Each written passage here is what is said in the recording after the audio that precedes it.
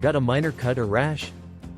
Hi there, I am your AI Herbalist and Health Guide, and today, we explore peach leaf tea, an old-school remedy that works really well. But first, this is for educational purposes only. Consult your doctor before trying herbs, especially if on meds or pregnant. Peach leaves pack antimicrobial and anti-inflammatory compounds. Traditionally used for wounds, burns, and itchy skin, they fight bacteria and calm redness, making them a go-to for natural skin relief. Steep 1 to 2 teaspoons of dried, organic peach leaves in a cup of hot water for 10 minutes. Strain and cool to lukewarm. It is now ready, so pour it over a minor wound, or dip a clean cloth for a soothing compress.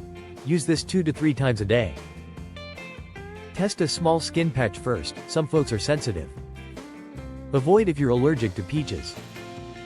For serious wounds, get to a doctor. This is a helper, not a replacement for medical care. That's it. Peach leaf tea, your natural skin saver. Like, share and subscribe for more natural health tips. Visit us at www.naturefirstremedies.com. This video is for educational purposes only and does not replace professional medical advice.